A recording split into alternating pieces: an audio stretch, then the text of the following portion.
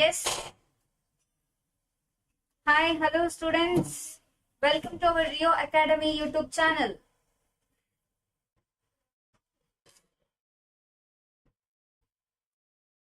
Okay, Prakriti, Rohit, Chaitra, Achyut. Okay, Achyut ಅವರು newcomer ಅನ್ಸುತ್ತೆ ನಮ್ಮ ಕ್ಲಾಸ್ಗೆ. ಹೌದಾ? Nisha, hi, welcome.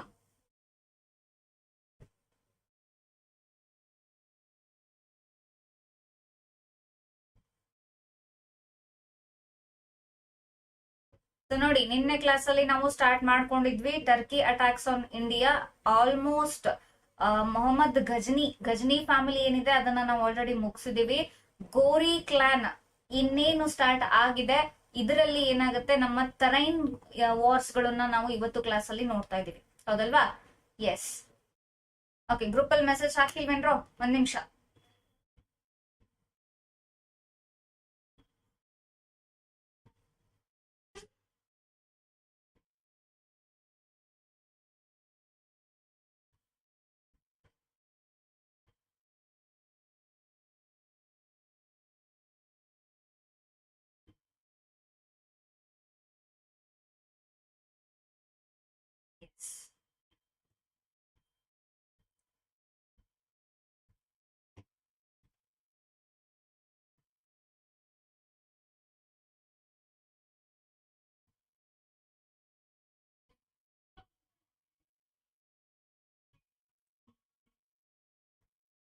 Okay, so ನಿನ್ನೆ ಕ್ಲಾಸ್ ಅಲ್ಲಿ ನಾನು ಹೇಳ್ತಾ ಇದ್ದೆ ಇವತ್ತಿನ ಕ್ಲಾಸ್ ಬಂದು ತುಂಬಾ ಇಂಪಾರ್ಟೆಂಟ್ ಆಗಿದೆ. ಯಾಕೆ ಅಂತ ಕೇಳಿದ್ರೆ ತರೈನ್ ವಾರ್ಸ್ ಅನ್ನ ನಾವು ಇವತ್ತು ಸ್ಟಡಿ ಮಾಡ್ತಾ ಇದೀವಿ ಅಂತ ಹೇಳಿದ್ದೆ. ಹೌದಲ್ವಾ? ಸೊ ತರೈನ್ ವಾರ್ಸ್ ಬಂದು ಒಟ್ಟು 2 ವಾರ್ಸ್ ಗಳು ನಡೆದಿದಾವೆ.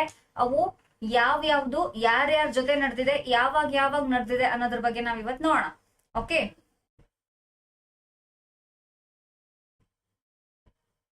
Ranjita, yes, hi, good evening, ಬನ್ನಿ.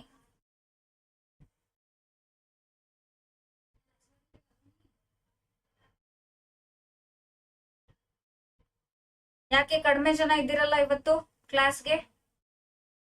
ಆಲ್ರೆಡಿ ನಿನ್ನೆ ಇಂಟಿಮೇಟ್ ಮಾಡಿದ್ದೆ ನಾನು, ಇವತ್ತಿನ ಕ್ಲಾಸ್ ಬಂದು ತುಂಬಾ ಇಂಪಾರ್ಟೆಂಟ್ ಅಂತ. ಸ್ಟಿಲ್ ಕಡಿಮೆ ಜನ ಇದ್ದೀರಿ.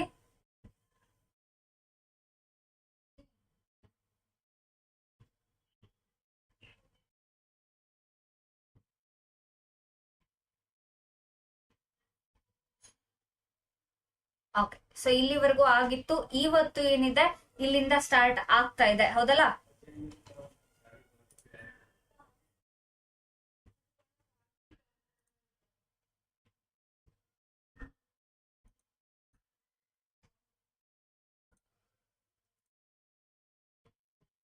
Chaitra, good evening Chaitra.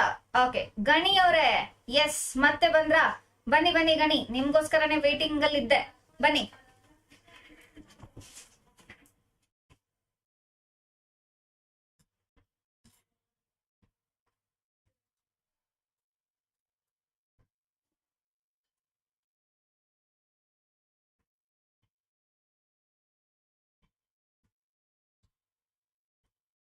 S, join ಆದ್ರ ಎಲ್ರು? ಓಕೆ, ಆಲ್ಮೋಸ್ಟ್ ಆಗಿದ್ದಾರೆ. ಸೊ ಕ್ಲಾಸ್ ಸ್ಟಾರ್ಟ್ ಮಾಡೋಣ. ನೋಡಿ, ಫಸ್ಟ್ ಬ್ಯಾಟಲ್ ಆಫ್ ತರೈನ್ ಯಾವಾಗ ನಡೆದಿತ್ತು? 1191 ಅಲ್ಲಿ ನಡೆದಿತ್ತು. ಫಸ್ಟ್ ಬ್ಯಾಟಲ್ ಆಫ್ ತರೈನ್ ಅಂತ ಹೇಳ್ತೀವಿ. ಸೊ ತರೈನ್ ಅಂತಕ್ಕಂತ ಒಂದು ಪ್ರದೇಶದಲ್ಲಿ ಸ್ಟಾರ್ಟ್ ಆಗಿರೋದು. ಲೋಕೇಶ್ ಅವರೇ, ಎಸ್, ಬರ್ತಾರೆ. ಓಕೆ, ನೋಡಿ, ಯಾರ್ಯಾರ ಮಧ್ಯೆ ನಡೆದಿದೆ ಅಂತ ಕೇಳಿದ್ರೆ ಮೊಹಮ್ಮದ್ ಘೋರಿ ಮತ್ತೆ ಥರ್ಡ್ ಪೃಥ್ವಿರಾಜ ಚೌಹಾಣ. ಇಲ್ಲಿ ಪೃಥ್ವಿರಾಜ ಚೌಹಾಣ ಯಾರು ಅಂತ ಗೊತ್ತಾಗ್ತಿದ್ಯಾ ನಿಮ್ಗೆ? ಅಭಿಷೇಕ್, ಗುಡ್ ಆಫ್ಟರ್ನೂನ್, ವೆಲ್ಕಮ್, ಬನ್ನಿ. ಎಸ್, ಪೃಥ್ವಿರಾಜ ಚೌಹಾಣ ಯಾರು ಅಂತ ಕೇಳಿದ್ರೆ ಈತ ಒಬ್ಬ ರಜಪೂತ ಕಿಂಗ್. ಹೌದಾ? ರಜಪೂತರ ದೊರೆ ಅಂತ ಹೇಳ್ತೀವಿ ಪೃಥ್ವಿರಾಜ ಚೌಹಾಣನನ್ನ. 3ನೇ ಪೃಥ್ವಿರಾಜ ಚೌಹಾಣ, ಅದರಲ್ಲೂ ತುಂಬಾ ಫೇಮಸ್ ಇದ್ದಾರೆ. ಎಸ್, ಈ ಮೊಹಮ್ಮದ್ ಘೋರಿ ಮತ್ತೆ ಪೃಥ್ವಿರಾಜ ಚೌಹಾಣನಿಗೆ ಏನಾಗುತ್ತೆ, ಇಲ್ಲಿ ಯುದ್ಧ ನಡೆಯುತ್ತೆ. ಮೊದಲ ತರೈನ್ ಕಾಳಗ. ಎಸ್, ಜನರಲ್ ಯಾರಿದ್ರು ನೋಡ್ರಿ. ಜನರಲ್ ಅಂದ್ರೆ ಈ ಪೃಥ್ವಿರಾಜ ಚೌಹಾಣನಿಗೆ ದಂಡನಾಯಕರು, ಸೇನಾಪತಿಗಳು ಅಂತ ಹೇಳ್ತೀವಲ್ಲ, ಯಾರ್ಯಾರಿದ್ರು? ಮೊದಲನೇದವನು ಖಂಡೇರಾಯ ಅಂತ ಇರ್ತಾನೆ, 2ನೇದವನು ಗೋವಿಂದರಾಯ ಅಂತ ಇರ್ತಾನೆ. ಈ ಇಬ್ರು ದಂಡನಾಯಕರ ಜೊತೆಗೆ ಈ 3ನೇ ಪೃಥ್ವಿರಾಜ ಚೌಹಾಣ ಏನ್ ಮಾಡ್ತಾನೆ, ಮೊಹಮ್ಮದ್ ಘೋರಿಯ ಜೊತೆಗೆ ಯುದ್ಧ ಮಾಡ್ತಾನೆ. ಈ ಯುದ್ಧದಲ್ಲಿ ಏನೆಲ್ಲ ಆಗತ್ತೆ ಅಂತ ಕೇಳಿದ್ರೆ, the first battle of Tarain was fought on November 13, 1191. ನೋಡಿ ಇದೇ ಇನ್ನೇನು ಬರ್ತಾ ಇದೆ ನವೆಂಬರ್ ಮಂತ್, ಆ ನವೆಂಬರ್ ಮಂತಿನ 13th ಡೇಟಿಗೆ ನಿಮ್ಗೆಲ್ರಿಗೂ ನೆನಪಾಗ್ಬೇಕು ಈ ದಿನ ತರೈನ್ ಯುದ್ಧ ನಡೆದಿತ್ತು ಅಂತ ಹೇಳಿ. ಮೊದಲ ತರೈನ್ ಯುದ್ಧ between Ghurid army and Rajput confederacy. ನೋಡಿ ನಾನು ಆಲ್ರೆಡಿ ನಿನ್ನೆ ಕ್ಲಾಸ್ ಅಲ್ಲಿ ಹೇಳಿದ್ದೆ, ಘುರಿದ್ ಆರ್ಮಿ ಅಂದ್ರೆ ಮೊಹಮ್ಮದ್ ಘೋರಿಯ ಸೈನ್ಯಕ್ಕೆ ಘುರಿದ್ ಆರ್ಮಿ ಅಥವಾ ಘೋರಿಕ್ ಪಡೆ ಅಂತ ಕೂಡ ಹೇಳ್ತೀವಿ. ಈ ಎರಡೂ ಸೈನ್ಯಗಳ ನಡುವೆ ಏನಾಗುತ್ತೆ, ಯುದ್ಧ ಸ್ಟಾರ್ಟ್ ಆಗುತ್ತೆ. ಲೊಕೇಶನ್ ಯಾವುದು ಅಂತ ನೋಡಿದಾಗ the battle took place in the Karnal region of Haryana, present Haryana. ಹೌದಾ, ಈಗ ಪ್ರೆಸೆಂಟ್ ಹರಿಯಾಣದ ಕ್ಯಾಪಿಟಲ್ ಯಾವ್ದಿದೆಪ್ಪ, ರಾಜಧಾನಿ ಯಾವ್ದಿದೆ ಹರಿಯಾಣದ್ದು? ಎಸ್, ಕ್ವಿಕ್ ಹೇಳಿ ನೋಡೋಣ. ಗನಿ, ಅಭಿಷೇಕ್ ಎಲ್ರು. ಆಟ್ ಪ್ರೆಸೆಂಟ್ ಹರಿಯಾಣ ಸ್ಟೇಟ್ ಏನಿದೆ ಅದರ ಕ್ಯಾಪಿಟಲ್ ಯಾವ್ದಿದೆ?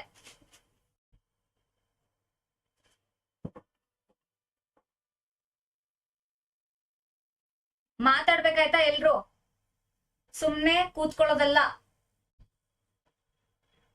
ಮಾತಾಡಿ ಬೇಗ ಬೇಗ. ಕ್ಯಾಪಿಟಲ್ ಯಾವ್ದಿದೆ ಹರಿಯಾಣದು?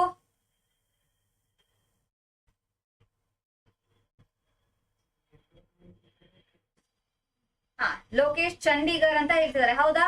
ಚಂಡೀಗರ್, ಎಸ್ ಕರೆಕ್ಟ್ ಇದೆ. ಯಾವುದು?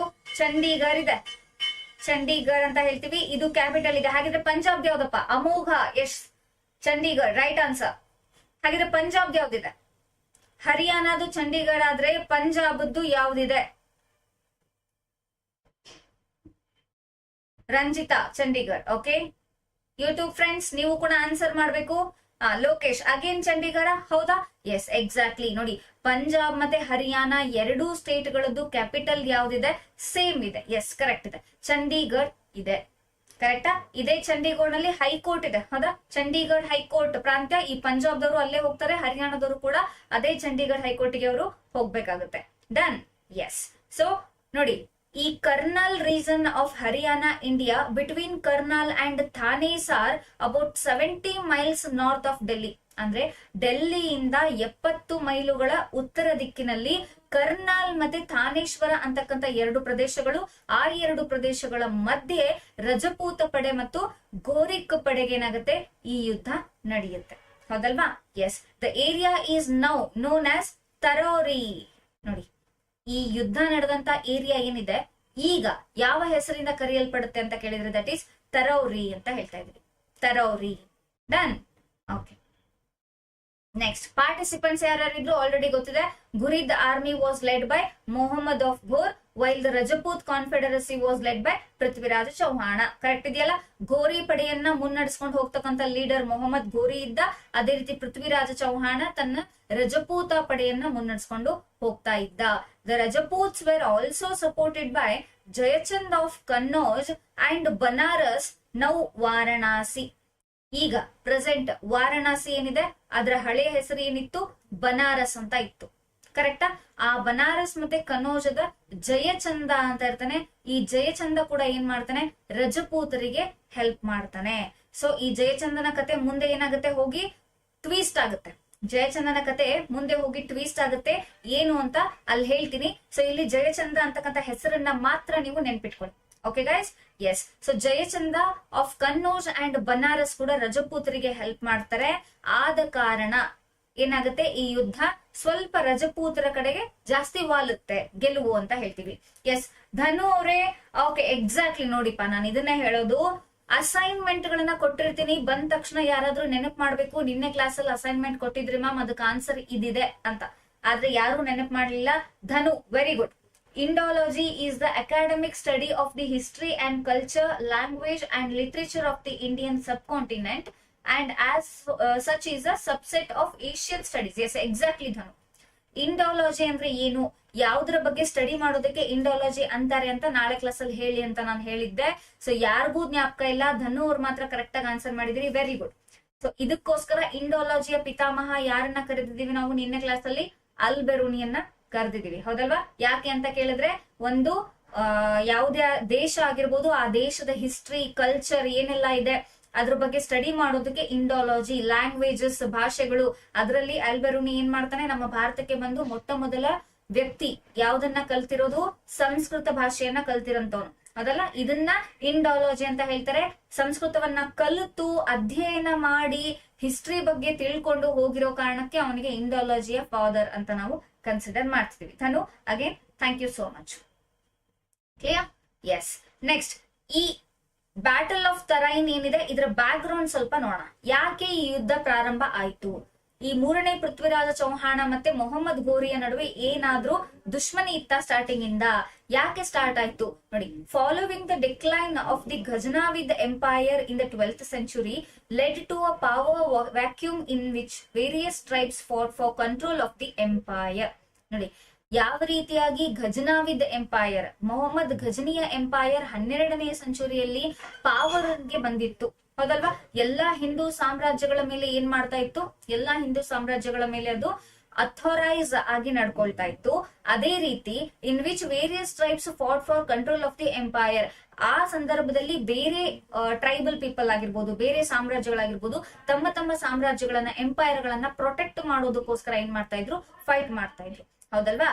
Yes ma'am. New chief justice appointed of India. Lokesh, ಹೌದಾ?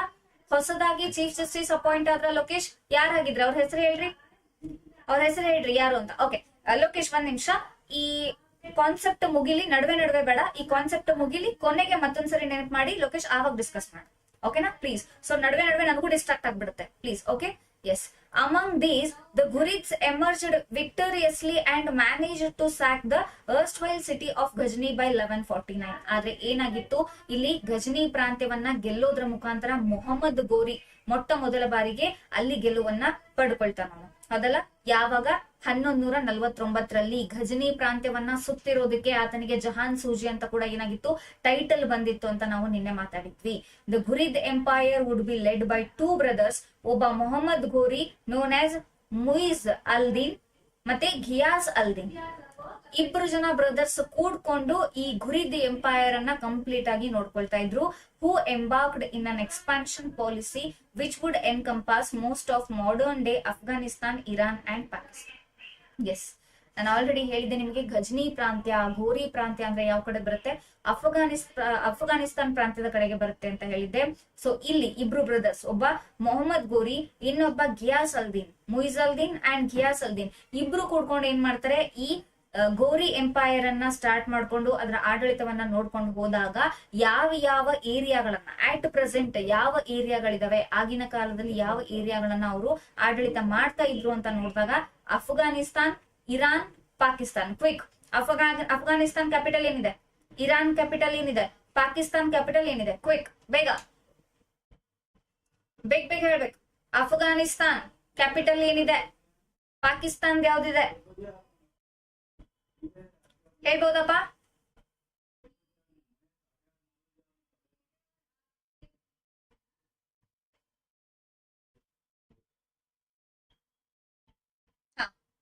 ಪಾಕಿಸ್ತಾನ್ದು ಕಾಬೂಲ್. ಓಕೆ, ಪಾಕಿಸ್ತಾನ್ದು ಕಾಬೂಲ?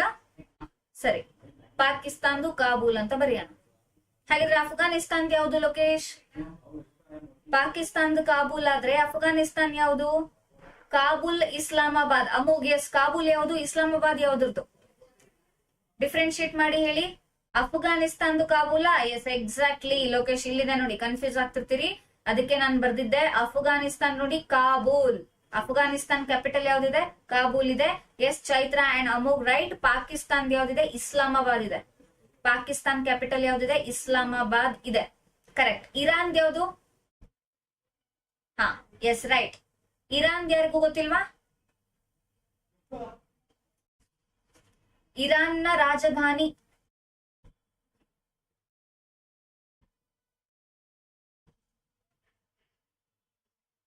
ಎಸ್, ಅಫ್ಘಾನಿಸ್ತಾನ್ ಆಯ್ತು, ಪಾಕಿಸ್ತಾನ್ ಆಯ್ತು. ಇರಾನ್ ಬಗ್ಗೆ ಹೇಳಿ ಅಮೋಘ್.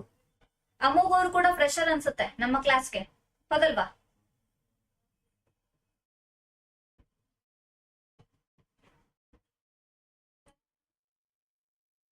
ರೋಹಿತ್, ಕೌಶಿಕ್, ತನುಜಾ, ಕುಸುಮ,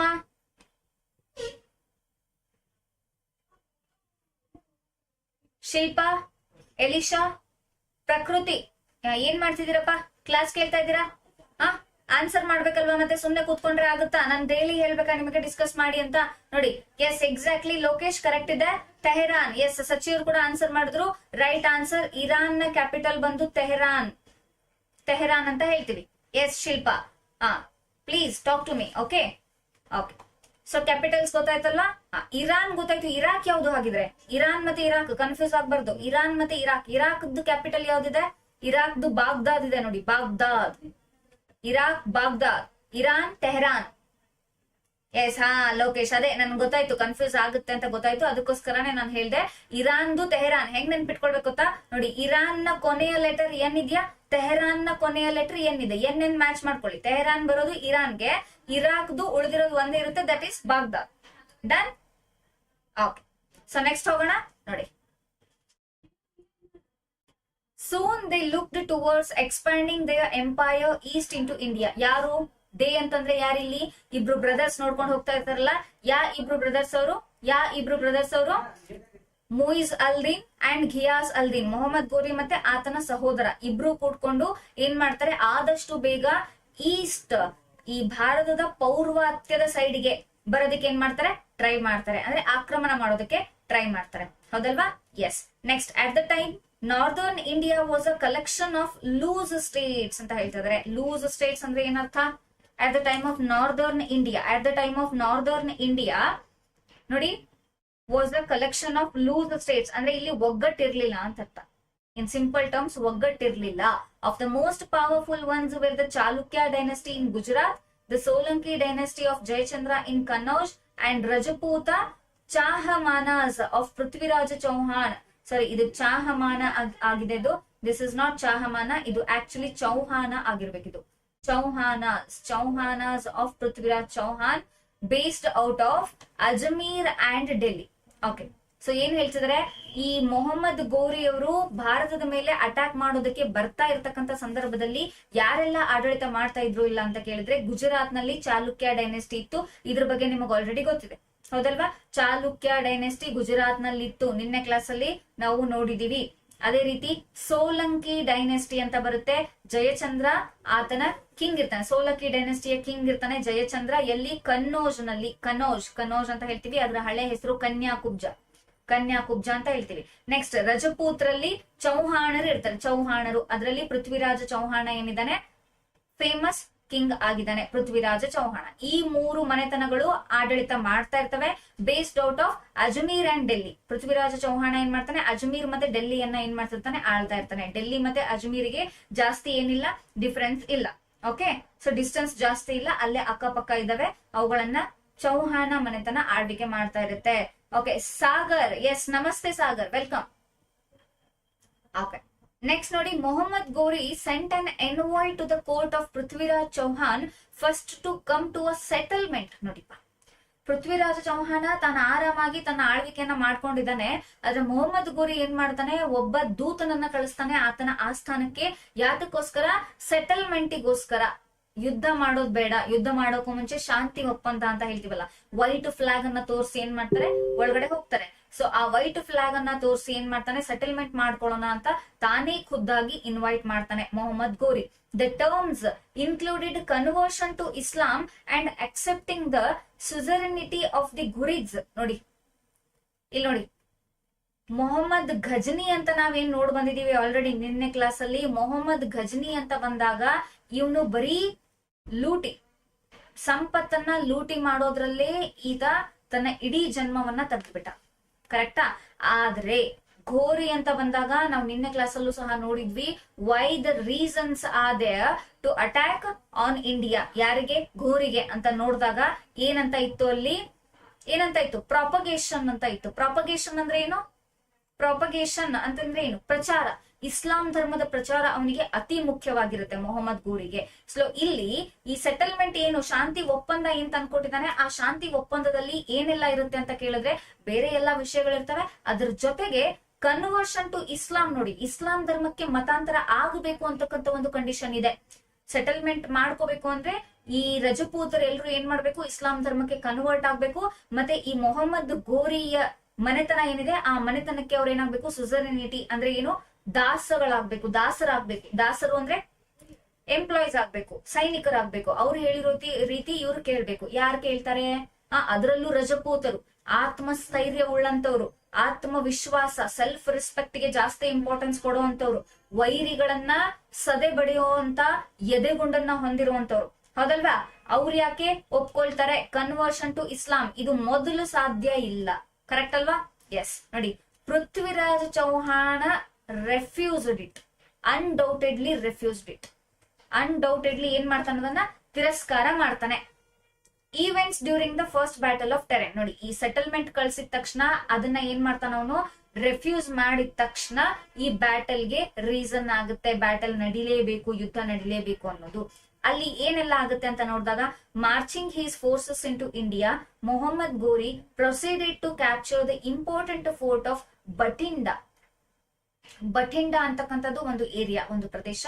ಆ ಬಠಿಂಡಾ ಪ್ರದೇಶದಲ್ಲಿ ಇರ್ತಕ್ಕಂಥ ಒಂದು ಕೋಟೆ, ಆ ಕೋಟೆಯನ್ನ ಏನ್ ಮಾಡ್ತಾನೆ ಏನು, ಮೊಹಮ್ಮದ್ ಗೋರಿ ಆಕ್ರಮಣ ಮಾಡಿ ವಶಪಡಿಸ್ಕೊಳ್ತಾನೆ. ಬಟಿಂಡಾ ಕೋಟೆ ಅಂತ ಹೇಳ್ತೀವಿ. The fall of Bathinda galvanised the Delhi forces into action. ನೋಡಿ, ಈ ಮೊದಲ ಸ್ಟೆಪ್ ಮೊಹಮ್ಮದ್ ಗೋರಿ ತಗೊಂಡಿರೋದು ಬಟಿಂಡಾ ಫೋರ್ಟ್ ನ ಕ್ಯಾಪ್ಚರ್ ಮಾಡುವಂತದ್ದು. ಈ ಕ್ಯಾಪ್ಚರ್ ಮಾಡುವಂತ ಸ್ಟೆಪ್ ತಗೊಂಡ ಮೇಲೆ ಡೆಲ್ಲಿ ಮತ್ತೆ ಅಜ್ಮೀರ್ ನಲ್ಲಿ ಇರ್ತಕ್ಕಂಥ ರಜಪೂತರ ಸೈನ್ಯ ಏನಿರುತ್ತೆ ಅದು ಆಕ್ಷನ್ ತಗೊಳ್ಳೋದಕ್ಕೆ ಮುಂದಾಗುತ್ತೆ. ಕರೆಕ್ಟ್ ಅಲ್ವಾ? ಎಸ್.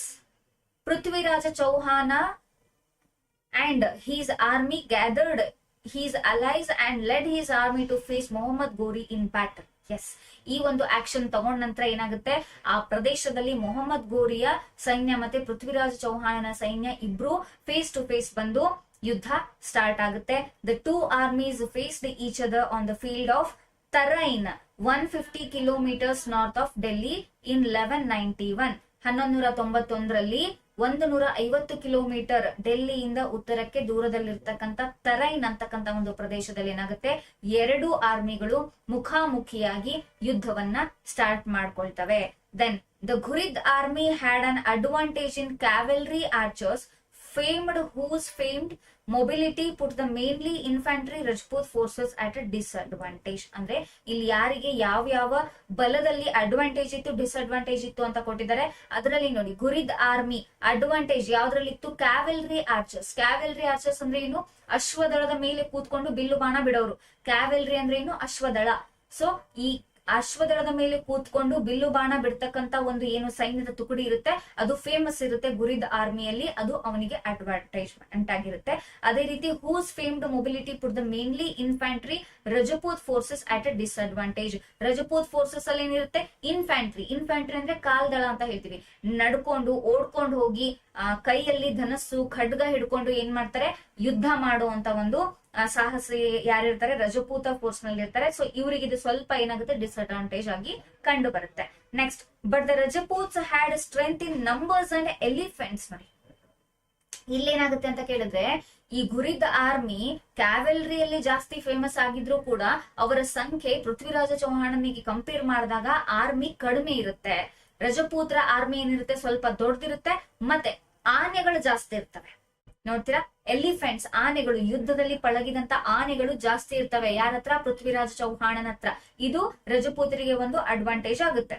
ಅದೇ ರೀತಿ the battle began with a probing attack by the Ghurid archers who peppered the Rajput formation with arrows. ನೋಡಿ, ಯಾವ ರೀತಿಯಾಗಿ ಯುದ್ಧ ಪ್ರಾರಂಭ ಆಗುತ್ತೆ ಅಂತ ಕೇಳಿದ್ರೆ, ಮೊಹಮ್ಮದ್ ಗೋರಿಯ ಸೈನಿಕರು ಏನ್ ಮಾಡ್ತಾರೆ, ಬಿಲ್ಲು ಬಾಣವನ್ನ ಈ ರಜಪೂತರ ಮೇಲೆ ಹಾರಿಸೋದ್ರ ಮುಖಾಂತರ, ಬಿಡೋದ್ರ ಮುಖಾಂತರ ಯುದ್ಧ ಸ್ಟಾರ್ಟ್ ಆಗುತ್ತೆ.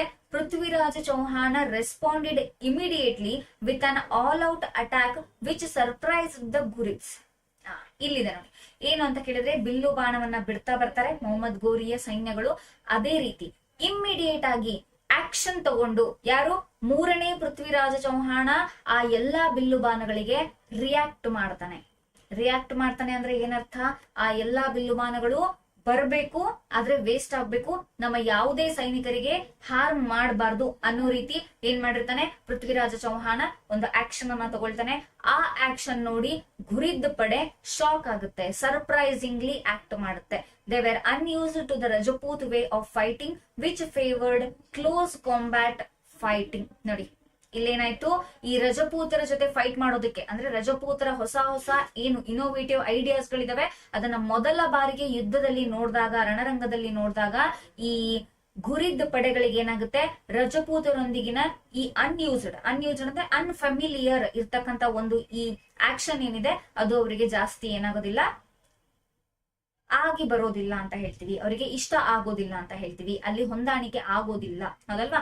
The Rajputs pursued the retreating horse archers and covered much ground until they were upon the main Ghurid army. ನೋಡಿ, ಇಲ್ಲಿ ರಜಪೂತ್ರ ಏನ್ ಮಾಡ್ತಾರೆ, ಇದೇ ಒಂದು ಟೈಮ್ ಇದೆ, ಅವರ ವೀಕ್ನೆಸ್ ಪಾಯಿಂಟ್ ಅನ್ನ ತಿಳ್ಕೊಂಡು ರಜಪೂತ್ರು ಹಾರ್ಸ್ ಆರ್ಚರ್ಸ್ ಅಂದ್ರೆ ಈ ಅಶ್ವದ ಮೇಲೆ, ಕುದುರೆ ಮೇಲೆ ಕೂತ್ಕೊಂಡು ಬಿಲ್ಲು ಬಾಣ ಬಿಡುವಂತ ಏನು ಅವ್ರದ್ದು ಒಂದು ಸೈನಿಕರ ತುಕುಡಿ ಇರುತ್ತೆ, ಆ ತುಕುಡಿಯನ್ನ ತಗೊಂಡು ಹೋಗಿ ಏನ್ ಮಾಡ್ತಾರೆ, ಎಲ್ಲಿವರೆಗೂ ಈ ಗುರಿದ್ ಪಡೆ ಇದೆ ಅಲ್ಲಿವರೆಗೂ ಅವರ ಮೇನ್ ಲ್ಯಾಂಡ್ ವರ್ಗೂ ಏನ್ ಮಾಡ್ತಾರೆ, ಪ್ರದೇಶವನ್ನ ಕವರ್ ಮಾಡ್ಬಿಡ್ತಾರೆ. ಅರ್ಥ ಆಗ್ತಿದ್ಯಾ? ಎಸ್. ನೆಕ್ಸ್ಟ್ ನೋಡಿ, although contemporary sources placed Prithviraj Chauhan's army at 2 lakh in numbers, modern historians agree that it numbered at 50,000 only. ಅಂದ್ರೆ ಈ ಪೃಥ್ವಿರಾಜ್ ಚೌಹಾಣನ ಸೈನಿಕರ ಪಡೆ ಎಷ್ಟಿರುತ್ತೆ ಅಂತ ನೋಡಿದಾಗ ನಮಗೆ ಬುಕ್ಗಳಲ್ಲಿ, ಗ್ರಂಥಗಳಲ್ಲಿ 2 ಲಕ್ಷ ಇನ್ ನಂಬರ್ ಅಂತ ಗೊತ್ತಾಗಿದೆ. ಆದ್ರೆ 2 ಲಕ್ಷ ಇದ್ದಿರ್ಲಿಕ್ಕಿಲ್ಲ ಮೋಸ್ಟ್ಲಿ. ಸೊ ಮಾಡರ್ನ್ ಹಿಸ್ಟ್ರಿ ಅಂದ್ರೆ ಆಧುನಿಕ ಇತಿಹಾಸಕಾರರು ಅದನ್ನ ಪ್ರಾಬಬ್ಲಿ ಮ್ಯಾಕ್ಸಿಮಮ್ ಎಷ್ಟು ಒಂದು 50,000 ಸೈನಿಕರನ್ನ ಅವನು ಹೊಂದಿರಬಹುದಾಗಿತ್ತೇನೋ ಅಂತ ಅದನ್ನ ಏನ್ ಮಾಡಿದ್ದಾರೆ, ಒಪಿನಿಯನ್ ವ್ಯಕ್ತಪಡಿಸಿದ್ದಾರೆ. ಅದೇ ರೀತಿ Ghurid forces was thought to be numbered at 1 lakh, but historians believed it was marginally smaller than Prithviraj Chauhan forces. ನೋಡಿ ಏನಾಗುತ್ತೆ, ಪೃಥ್ವಿರಾಜ್ ಚೌಹಾನ್ರದ್ದು 2 ಲಕ್ಷ ಸೈನ್ಯ ಇರಬಹುದು ಅಂತಂದಾಗ ಹಿಸ್ಟೋರಿಯನ್ಸ್ 50,000 ಇರಬಹುದೇನೋ ಅಂತ ಏನ್ ಮಾಡಿದಾರೆ, ಅಲ್ಲಿ ಥಾಟ್ ಪ್ರೊಸೆಸ್ ಮಾಡಿದಾರೆ ಅವರು. ಅದೇ ರೀತಿ ಇಲ್ಲಿ ಘುರಿದ್ ಸೈನ್ಯ ರಜಪೂತರ ಸೈನ್ಯಕ್ಕಿಂತ ಕಡಿಮೆ ಇತ್ತು ಅಂತ ಹೇಳಿದಾಗ 1 ಲಕ್ಷ ಅಂದ್ರೆ ನಾಟ್ ಪ್ರಾಬಬ್ಲಿ 1 ಲಕ್ಷ ಅಂದ್ರೆ ಇದು ಮೇ ಬಿ 10,000ನೋ 20,000ನೋ ಆ ರೀತಿ ಇರಬಹುದೇನೋ, ಮಾರ್ಜಿನಲಿ ಸ್ಮಾಲರ್ ದನ್ ರಜಪೂತಿಯನ್ ಆರ್ಮಿ ಅಂತ ಅವರು ಒಪಿನಿಯನ್ ಅನ್ನ ಕೊಟ್ಟಿದ್ದಾರೆ ಇಲ್ಲಿ. S. To their credit, the Ghurid army held firm their ground resisting waves to infantry, but the Rajput cavalry began to overwhelm the Ghurid flank. ನೋಡಿ ಇಲ್ಲಿ ಏನಾಗುತ್ತೆ, Ghurid army form their ground resisting waves, ತನ್ನ ಪ್ರದೇಶವನ್ನ ಆಕ್ರಮಣ ಮಾಡೋದಕ್ಕೆ ಮುಂದೆ ಮುಂದೆ ಬರ್ತಕ್ಕಂತ ರಜಪೂತ್ರನ್ನ ಏನ್ ಮಾಡ್ತಾರೆ, ಅವರನ್ನ ರೆಸಿಸ್ಟ್ ಮಾಡೋದಕ್ಕೋಸ್ಕರ ಅವರ ಇನ್ಫ್ಯಾಂಟ್ರಿಯನ್ನ ರೆಸಿಸ್ಟ್ ಮಾಡೋದಕ್ಕೆ ಪ್ರಯತ್ನ ಪಟ್ಟರು ಕೂಡ ರಜಪೂತ್ರ ಕ್ಯಾವೆಲ್ರಿ, ರಜಪೂತ್ರ ಅಶ್ವದಳ ಒಂಟೆದಳ ಏನಿತ್ತು ಅದೇನ್ ಮಾಡುತ್ತೆ, ಅವ್ರ ಮೇಲೆ ಭಾರಿ ಪರಿಣಾಮ ಬೀರುತ್ತೆ, ಭಾರಿ ಎಫೆಕ್ಟ್ ಆಗುತ್ತೆ ಅಂತ ಹೇಳ್ತಾರೆ. It became clear to Mohammad Ghori that close quarter fighting favoured the Rajputs immensely. ಒಂದು ಕಾಲು ಭಾಗ ಯುದ್ಧ ಆದ ನಂತರ ಮೊಹಮ್ಮದ್ ಘೋರಿಗೆ ಕನ್ಕ್ಲೂಡ್ ಆಗುತ್ತೆ, ಕನ್ಫರ್ಮ್ ಆಗುತ್ತೆ ಏನು ಅಂತ ಕೇಳಿದ್ರೆ, ಈ ಯುದ್ಧದಲ್ಲಿ ನನ್ನ ಸೋಲಿದೆ. ಯಾರು ಗೆಲ್ತಾರೆ, ರಜಪೂತ್ರು ಆಲ್ಮೋಸ್ಟ್ ಗೆದ್ದೇ ಗೆಲ್ತಾರೆ ಅನ್ನೋದು ಒಂದು ಕಾಲು ಭಾಗ ಯುದ್ಧ ಆದ ನಂತರನೇ ಮೊಹಮ್ಮದ್ ಘೋರಿಗೆ ಕನ್ಫರ್ಮ್ ಆಗುತ್ತೆ ಇಲ್ಲಿ.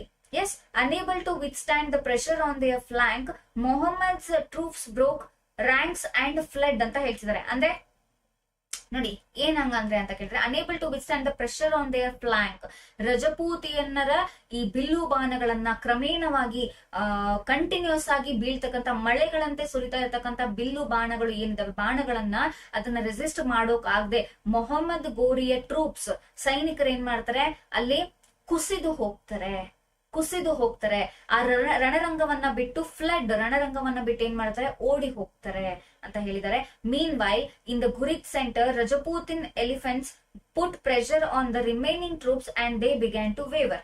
ಇನ್ನು ಉಳಿದಂತವ್ರು ಅಲ್ಲೇ ರಣರಂಗದಲ್ಲಿ ಉಳ್ಕೊಂಡು ಈ ಸಾಹಸದಿಂದ ಏನ್ ಮಾಡ್ತಿರ್ತಾರೆ, ಯುದ್ಧ ಮಾಡ್ತಕ್ಕಂತ ಗುರಿದ್ ಪಡೆಯ ಸೈನಿಕರಿಗೆ ಈ ರಜಪೂತಿಯನ್ನರ ಆನೆಗಳು ನೋಡಿ, ಎಲಿಫೆಂಟ್ಸ್ ಏನ್ ಮಾಡ್ತವೆ, ಅವರ ಮೇಲೆ ಎರಗಿ ಅವ್ರ ಮೇಲೆ ಪ್ರೆಷರ್ ಅನ್ನ ಹಾಕಿ ಅವರನ್ನು ಕೂಡ ಕುಸಿಯೋ ರೀತಿ ಮಾಡ್ತವೆ ರಜಪೂತರ ಆನೆಗಳು. ಎಸ್. ಈಗ the aftermath of the first battle of Tarain ಅಂತ ಹೇಳ್ತೀವಿ. This would not be the end of Ghurid incursions into India, as Muhammad Ghori would return, having learned his enemy's strength and weaknesses and mindful of not to underestimate his opponents in battle. ನೋಡಿ ಏನಾಯ್ತು, ಈ ಯುದ್ಧದಲ್ಲಿ ಇಲ್ಲಿ ಕೊನೆಗೆ ರಜಪೂತಿಯನ್ನರಿಗೆ ಒಂದು ಗೆಲುವು ಸಿಗುತ್ತೆ, ಮೊಹಮ್ಮದ್ ಘೋರಿಗೆ ಹೀನಾಯವಾದ ಸೋಲು ಸಿಗುತ್ತೆ. ಯಾಕೆ ಅಂತ ಕೇಳಿದ್ರೆ ಅದಕ್ಕೆ ಹೇಳ್ತಾರೆ ನೋಡಿ, ಎದುರಾಳಿಗಳು ವೈರಿಗಳ ಏನ್ ಮಾಡಬಹುದು, ಅವರ ಕಾನ್ಫಿಡೆನ್ಸ್ ಅನ್ನು ನಾವು ಅಂಡರ್ ಎಸ್ಟಿಮೇಟ್ ಮಾಡಬಾರದು ಅಂತ ಹೇಳ್ತೀವಿ, ಹೌದಲ್ವಾ. ಸೊ ಮೊಹಮ್ಮದ್ ಘೋರಿಗೆ ತುಂಬಾ ಏನಿತ್ತು, ಓವರ್ ಕಾನ್ಫಿಡೆನ್ಸ್ ಇತ್ತು, ನಾನು ರಜಪೂತ್ರನ್ನ ಗೆಲ್ತೀನಿ ಅನ್ನೋದು. ಅದೇ ಇಲ್ಲಿ ಅವನಿಗೆ ಕೊನೆಗಾಲ ಆಗುತ್ತೆ, ಹೌದಲ್ಲ. ಎಸ್. ಸೊ ಇಲ್ಲಿ ಆಫ್ಟರ್ ಮಟ್ ಅಂತಂದ್ರೆ ಏನು, ಈ ಯುದ್ಧ ಆದ ನಂತರ ಏನಾಗುತ್ತೆ ಅನ್ನೋದನ್ನ ನಾವು ನೋಡ್ತಾ ಇದೀವಿ. ಇಲ್ಲಿ ಮೊಹಮ್ಮದ್ ಘೋರಿ ಈ ಹೀನಾಯವಾದ ಸೋಲನ್ನ ತಗೊಂಡು ಏನ್ ಮಾಡ್ತಾನೆ, ರಿಟರ್ನ್ ಆಗ್ತಾನೆ. ಕರೆಕ್ಟಾ? ಆದ್ರೆ ರಿಟರ್ನ್ ಹೋಗೋಕ್ಕೂ ಮುಂಚೆ ಅವನು ಏನನ್ನಾದ್ರೂ ಕಲ್ತಿರ್ತಾನ? ಕಲ್ತಿರ್ತಾನೆ. ಏನ್ ಕಲಿತಾನೆ ಅಲ್ಲಿ?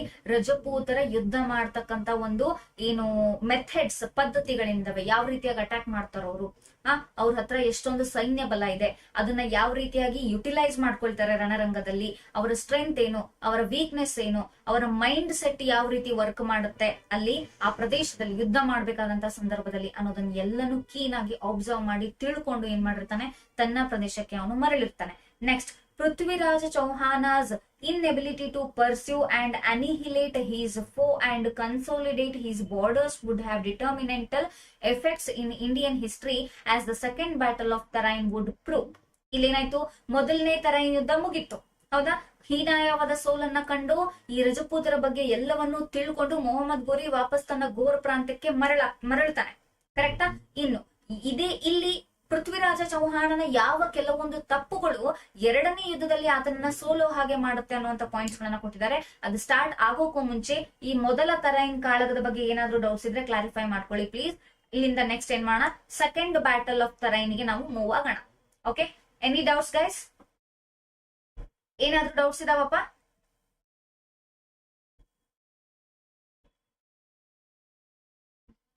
Quick, no right? ಎಸ್.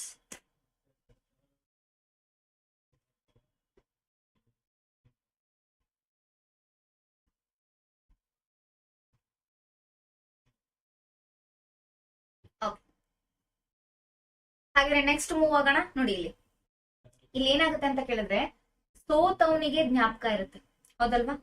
ಯಾರಾದ್ರೂ ನಿಮ್ಗೆ ಏನಾದ್ರೂ ಒಂದೆರಡು ಅಕ್ಷರಗಳನ್ನ ಬೈದ್ರೆ ಬೈಸ್ಕೊಂಡವ್ರಿಗೆ ಜ್ಞಾಪಕ ಇರುತ್ತೆ, ಬೈದವರಿಗೆ ಜ್ಞಾಪಕ ಇರುತ್ತಿಲ್ಲ, ಹೌದಲ್ವಾ?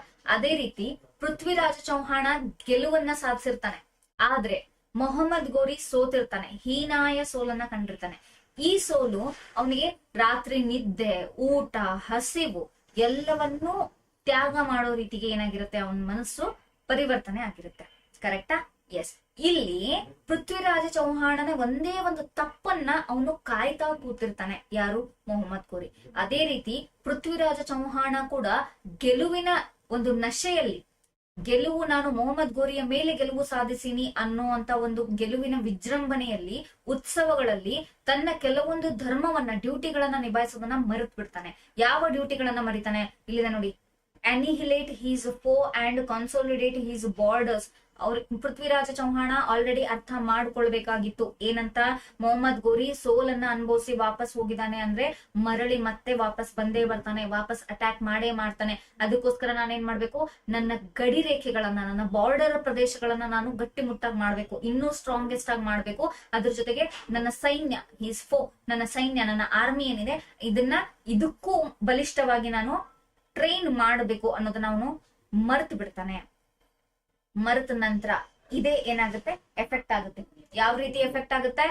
ಇಂಡಿಯನ್ ಹಿಸ್ಟ್ರಿಯಲ್ಲಿ ಎರಡನೇ ತರೈನ್ ಕಾಳಗಕ್ಕೆ ಇದು ದಾರಿ ಮಾಡಿಕೊಡುತ್ತೆ, ಪೃಥ್ವಿರಾಜ ಚೌಹಾಣನ ತಪ್ಪು. ಅರ್ಥ ಆಯ್ತಾ? ಎಸ್. ಈ ಪೃಥ್ವಿರಾಜ ಚೌಹಾಣನ ಮೇಲೆ ಮೊಹಮ್ಮದ್ ಗೋರಿ ಸುಮಾರು ಸರಿ ಅಟ್ಯಾಕ್ ಮಾಡಿದ್ದಾನೆ, ಬರೀ ಒಂದೇ ಸರಿ ಅಲ್ಲ, ಸುಮಾರು ಸರಿ ಅಟ್ಯಾಕ್ ಮಾಡಿದ್ದಾನೆ. ಅರ್ಥ ಆಗ್ತಿದ್ಯಾ? ಸುಮಾರು ಸರಿ ಅಟ್ಯಾಕ್ ಮಾಡಿದ್ದಾನೆ. ಪ್ರತಿ ಸರಿ ಪೃಥ್ವಿರಾಜ ಚೌಹಾಣ ಗೆದ್ದ ನಂತರ ಆತನನ್ನ ಬಿಟ್ಟು ಕಳಿಸಿದಾನೆ. ಈ ಮೊದಲನೇ ತರೈನ್ ಕಾಳಗದಲ್ಲೂ ಕೂಡ ಆತ ಸೋತ ನಂತರ ಆತನನ್ನ ಬಿಟ್ಟು ಕಳಿಸಿದಾನ. ಅಲ್ಲೇ ಅವನನ್ನ ಕೊಲೆ ಮಾಡ್ಬಿಟ್ಟಿದ್ರೆ ಮುಗ್ದೇ ಹೋಗ್ತಿತ್ತು. ಮೊಹಮ್ಮದ್ ಗೋರಿಯ ನೆಕ್ಸ್ಟ್ ವರ್ಷನ್ ಆಫ್ ಬ್ಯಾಟಲ್ ಏನಿದೆ ಅದು ಆಗ್ತಾನೆ ಇರ್ಲಿಲ್ಲ. ಆದ್ರೆ ನಮ್ಮ ಹಿಂದೂ ರಾಜರು ಸ್ವಲ್ಪ ವಿಶಾಲ ಹೃದಯದ, ಹೌದಲ್ವಾ? ಸೊ ಇವ್ರು ಬಿಟ್ ಕಳಿಸ್ತಾರೆ. ನೆಕ್ಸ್ಟ್ ಎರಡನೇ ಬ್ಯಾಟಲ್ ಅಲ್ಲಿ ಅದೇ ರಿವೆಂಜ್ ಇಟ್ಕೊಂಡು ಬರ್ತಾನೆ ನೋಡಿ, ಮತ್ತೆ ಮೊಹಮ್ಮದ್ ಗೋರಿ ರೀ ಎಂಟ್ರಿ ಕೊಡ್ತಾನೆ. ಯಾವ ರೇಂಜಿಗೆ ರೀ ಎಂಟ್ರಿ ಕೊಡ್ತಾನೆ ಅಂತ ನೋಡ್ತಾ ಹೋಗಿ. ಇಲ್ಲಿ ಸೆಕೆಂಡ್ ಬ್ಯಾಟಲ್ ಆಫ್ ತರೈನ್ ಮತ್ತೆ ಮೊಹಮ್ಮದ್ ಗೋರಿ ಮತ್ತೆ ಥರ್ಡ್ ಪೃಥ್ವಿರಾಜ ಚೌಹಾಣನ ನಡುವೆ ಆಗುತ್ತೆ. ಇಲ್ಲಿ ಮೊಹಮ್ಮದ್ ಗೋರಿ ಗೆಲ್ತಾನೆ, ಪೃಥ್ವಿರಾಜ ಚೌಹಾಣ ಸೋಲ್ತಾನೆ. ಯಾಕೆ ಸೋಲ್ತಾನೆ? ಪೃಥ್ವಿರಾಜ ಚೌಹಾಣ ಆಲ್ರೆಡಿ ತಪ್ಪುಗಳನ್ನ ಮಾಡಿದಾನೆ, ಹೌದಲ್ವಾ? ಎಸ್. ನೋಡಿ ಇಲ್ಲಿ, the second battle of Tarain was fought between the Ghurid army led by Mohammad Ghori and the Rajput Chauhans and the allies led by Prithviraj Chauhan in 1192. ಒಂದೇ ವರ್ಷದಲ್ಲಿ, ಮರು ವರ್ಷನೇ ಮೊಹಮ್ಮದ್ ಘೋರಿ ಮತ್ತೆ ಪೃಥ್ವಿರಾಜ ಚೌಹಾಣನ ಮೇಲೆ ಅಟ್ಯಾಕ್ ಮಾಡ್ತಾನೆ. The battle saw the defeat of the Rajputs, opening North India to future invasions and domination by Turkic tribes. ಇಲ್ಲೇನಾಗುತ್ತೆ, ಈ ಒಂದು ಯುದ್ಧದಲ್ಲಿ ರಜಪೂತರು ಸೋಲ್ ಅನುಭವಿಸ್ತಾರೆ. ಈ ಸೋಲು ಯಾವ್ದಕ್ಕೆ ಕಾರಣ ಆಗುತ್ತೆ ಅಂತ ಕೇಳಿದ್ರೆ, ನಾರ್ತ್ ಇಂಡಿಯಾದ ಫ್ಯೂಚರ್ ಅಲ್ಲಿ, ನಾರ್ತ್ ಇಂಡಿಯಾ ಮೀನ್ಸ್ ಉತ್ತರ ಭಾರತದ ಭವಿಷ್ಯದಲ್ಲಿ ಏನಾಗುತ್ತೆ, ಪದೇ ಪದೇ ದಾಳಿಗಳಾಗೋದಕ್ಕೆ ಇದು ದಾರಿ ಮಾಡಿಕೊಡುತ್ತೆ. ಮತ್ತೆ ಎರಡನೇ ತರೈನ್ ಕಾಳಗ ಅಂತ ಹೇಳ್ತೀವಿ. ಸೊ ಎರಡನೇ ತರೈನ್ ಕಾಳದ ಬ್ಯಾಕ್ ಗ್ರೌಂಡ್ ಸೀನ್ ಏನೆಲ್ಲ ಆಗಿತ್ತು ಅಂತ ನೋಡ್ತಾ ಹೋಗೋಣ. Following his defeat at the hands of Prithviraj Chauhana during the first battle of Tarain in 1191, Muhammad Ghori returned to Ghazni. ಹೌದಾ? ಯಾಕೆ? ಘಜ್ನಿ ಪ್ರಾಂತ್ಯವನ್ನ ಆತ ವಶಪಡಿಸ್ಕೊಂಡಿದ್ದ, ಹೌದಲ್ವಾ? ಓಕೆ, ಸಚಿ ಅವರೇ ಕ್ಲಿಯರ್ ಆಗಿ ಅರ್ಥ ಆಗ್ತಿಲ್ಲ ಮ್ಯಾಮ್ ಅಂತ ಕೇಳ್ತಿದ್ರಿ. ಸಚಿ, ಎನಿ ಡೌಟ್ಸ್? ಏನಾದ್ರೂ ಡೌಟ್ಸ್ ಇದ್ರೆ ಕೇಳ್ಕೊಳ್ಳಿ ಸಚಿ, ಏನಾದ್ರೂ ಡೌಟ್ಸ್ ಇದ್ರೆ ಕೇಳ್ಕೊಳ್ಳಿ, ಕ್ಲಾರಿಫೈ ಮಾಡ್ತೀನಿ. He publicly shamed and dismissed the captains and commanders of his forces who showed cowardice at Tarain and took a vow to forego all luxuries until he avenged his defeat ಅಂತ ಹೇಳ್ತಾ ಇದ್ದಾರೆ.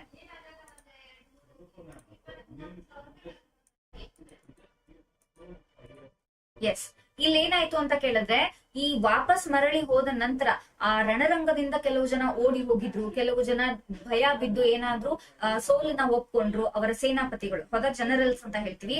ಈ generals ಗಳನ್ನ ಏನ್ ಮಾಡ್ತಾನೆ Mohammed Ghori, frustrated ಆಗಿ ಸಿಟ್ಟಿನಿಂದ ಅವರನ್ನ ಪದಚ್ಯುತಿಗೊಳಿಸ್ತಾನೆ. ಅಂದ್ರೆ ಅವರನ್ನ ಆಯಾ ಹುದ್ದೆಗಳಿಂದ ತೆಗೆದು ಹೊರಗೆ ಕಳಿಸ್ಬಿಡ್ತಾನೆ. ಯಾರು? ಮೊಹಮ್ಮದ್ Ghori.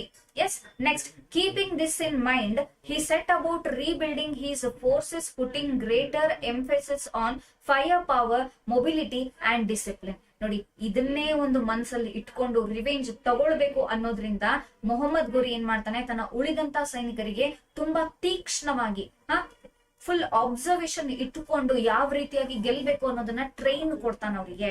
ಆ ಪ್ಯಾಷನ್ ಇದೆಯಲ್ಲ, ಆ ಡಿಸಿಪ್ಲಿನ್ ಇದೆಯಲ್ಲ, ಬೆಳಗ್ಗೆ ಬೇಗ ಹೇಳೋದು, ಮತ್ತೆ ಏನ್ ಮಾಡೋದು, ಅಭ್ಯಾಸ ಮಾಡೋದು, ಪ್ರಾಕ್ಟೀಸ್ ಮಾಡೋದು, ಮತ್ತೆ ಬೇಗ ಏನ್ ಮಾಡೋದು, ಮಲ್ಕೊಳ್ಳೋದು. ಆ fire power means that spark in the ice ಅಂತ ಹೇಳ್ತೀವಿ.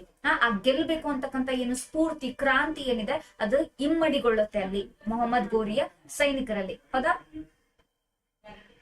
ರಮೇಶ್ ಅವ್ರೆ, ನನ್ ಕ್ಲಾಸ್ ಆದ್ಮೇಲೆ ಇದೆ ಅಂತ ನಾನು ಹೇಳ್ದೆ, ಲಾಸ್ಟ್ ಕ್ಲಾಸ್ ಅಲ್ಲಿ ಹೇಳ್ದೆ ರಮೇಶ್, ಹೌದಾ? Okay, so Prithviraj Chauhan meanwhile was elated at his victory at Tarain. ಆದ್ರೆ ಈ ಕಡೆ ಏನಾಗ್ತಿತ್ತು, ರಜಪೂತ್ರಲ್ಲಿ ಪೃಥ್ವಿರಾಜ ಚೌಹಾಣ ಗೆಲುವಿನ ವಿಜೃಂಭಣೆಯಲ್ಲಿ ಉತ್ಸವವನ್ನ ಮಾಡ್ತಾ ಇದ್ದ.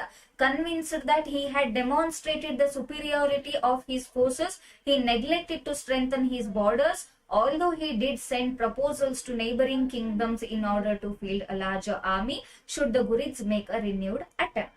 ನೋಡಿ, ಏನ್ ಮಾಡ್ದ, ಮತ್ತೆ ಗುರಿದ್ ಪಡೆ ವಾಪಸ್ ಅಟ್ಯಾಕ್ ಮಾಡಬಹುದು ಅನ್ನೋದ್ರಿಂದ ತನ್ನ ಅಕ್ಕಪಕ್ಕದ ಸಾಮಂತ ದೊರೆಗಳಿಗೆ ಏನ್ ಮಾಡ್ತಾನೆ, ಒಂದು ರಿಕ್ವೆಸ್ಟ್ ಅನ್ನ ಕಳಿಸ್ತಾನೆ, ತಮ್ಮ ಸೈನಿಕರನ್ನ ನಮ್ಮ ಸೈನ್ಯದಲ್ಲಿ ಜಾಯಿನ್ ಮಾಡಿಸಿ, ಹೌದಾ? ಅದಕ್ಕೋಸ್ಕರ ಅಂತ. ಆದ್ರೆ ಈ ಒಂದು ಉತ್ಸವದಲ್ಲಿ ಏನ್ ಮಾಡ್ತಾನೆ, ಬಾರ್ಡರ್ ಅನ್ನ ಸ್ಟ್ರೆಂಥನ್ ಮಾಡೋದನ್ನ ಮರಿತಾನೆ ಪೃಥ್ವಿರಾಜ ಚೌಹಾಣ. ಕರೆಕ್ಟ್ ಅಲ್ವಾ? S. In the summer of 1192, Muhammad Ghori marched with an army of 52,000 cavalry, nearly half of the army of the Ghurid army. ನೋಡಿ, ಅಂದ್ರೆ ಗುರಿದ್ ಆರ್ಮಿ ಎಷ್ಟಿತ್ತೋ ಅದ್ರ ಕರೆಕ್ಟ್ ಆಗಿ ಹಾಫ್ ಪೋರ್ಷನ್ ಅನ್ನ 52,000 ಕ್ಯಾವೆಲ್ರೀಸ್ ಆರ್ಮಿಯನ್ನ ಇಟ್ಕೊಂಡು ಮತ್ತೆ ವಾಪಸ್ ಅಟ್ಯಾಕ್ ಮಾಡೋದಕ್ಕೆ ಮುಂದಾಗ್ತಾನೆ Mohammad Ghori. When he reached Peshawar, he decided it would be prudent to forgive his dismissed commanders and implored them to rejoin his army, which they did. ಇಲ್ಲಿದೆ ನೋಡಿ ಬುದ್ಧಿವಂತನ ಏನು ಶಕ್ತಿ ಅಂತ ಹೇಳ್ತೀವಿ. ಯಾವ್ದು ಶಕ್ತಿಯಿಂದ ಪಡ್ಕೊಳ್ಳೋಕಾಗೋದಿಲ್ಲ ಅದನ್ನ ಯುಕ್ತಿಯಿಂದ ಪಡ್ಕೊಳ್ಬೇಕು ಅಂತ ಹೇಳ್ತಿರ್ತಾರೆ, ಹೌದಲ್ವಾ? ಇಲ್ಲಿ ತನ್ನ ಯುಕ್ತಿಯನ್ನ ತೋರಿಸ್ತಾ, ಯಾವ ರೀತಿ ತನ್ನ ಕಮಾಂಡರ್ಸ್ ಗಳನ್ನ, ತನ್ನ ಜನರಲ್ಸ್ ಗಳನ್ನ ಏನ್ ಮಾಡಿದ್ದ, ಸಿಟ್ಟಿನಿಂದ ಫ್ರಸ್ಟ್ರೇಟ್ ಆಗ್ಬಿಟ್ಟು ಅವ್ರನ್ನ ಪದಚ್ಯುತಿಗೊಳಿಸಿದ್ದ, ವಜಾ ಮಾಡ್ಬಿಟ್ಟಿದ್ದ.